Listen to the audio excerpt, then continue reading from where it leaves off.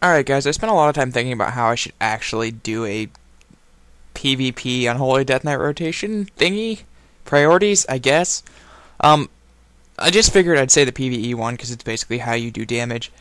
But other than that, it's really confusing. Basically, your first priority is going to be Dark Transformation to enrage your pet, always.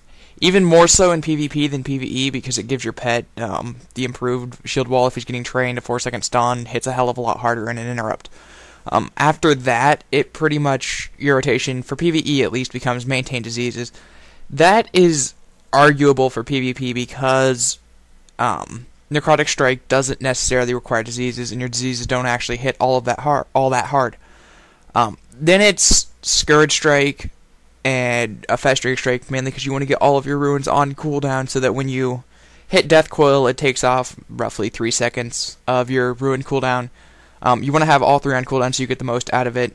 If you don't know how the rune system works, you probably should read up on that because it's really not that complicated, but it's hard to explain until you actually stare at your rune bars and figure it out.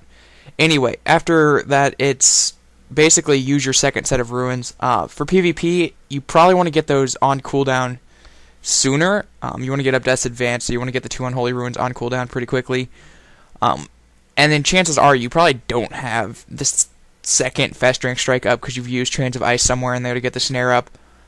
Most of the time it's my first global to get Chains of Ice snare up, so I usually Blood Strike there if I have it. If for some reason I've spent most of my time kiting, I end up using whatever's available. I might have a Festering Strike. It really depends. Just sort of look at your runes and try to figure it out from there.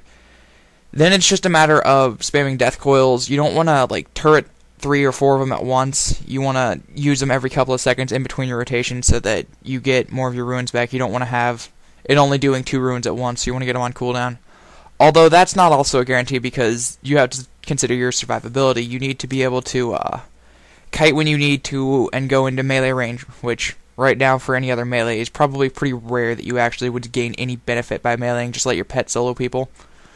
Kind of like this, which is kind of silly. I don't know why this guy was just soloing my pet, because it doesn't work. I put a shield wall on him and then spammed him with heals the whole time. But your pet literally can't solo people. It does a significant amount of damage, even though I'm guessing this guy doesn't have that much gear. He doesn't look all that badly geared, but however it works out. And then it's really mostly kiting. If you don't have a healer at your back, you can rarely go into melee range to get up Necrotic and Scourge Strikes, and then it's just spamming Death Coils, along with trying to get your pet up, and a lot of kiting. It gets more complicated when you start to have to use runes to peel more, or try to peel, or try to kite and still get a kill. Summoning your gargoyles often. Doing it at the wrong time really hurts because you don't have rune power to get your runes back, and it ends up... I see a lot of bad Death Knights, or not as good Death Knights, end up taking a penalty for summoning their gargoyle more than they gain from it, at least for the opening burst. Usually if you do it, you want to have a decent amount of rune power or anti-magic shell coming off cooldown so that you can actually gain more rune power and get your runes back, or just use empowered rune weapon. Other than that, use them as needed.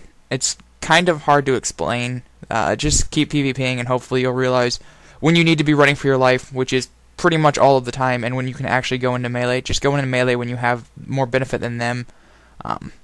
Yeah, it's really hard to explain, so I hope that helps. It probably didn't, and I'm sorry. It's really complicated. Well, not complicated, confusing to explain.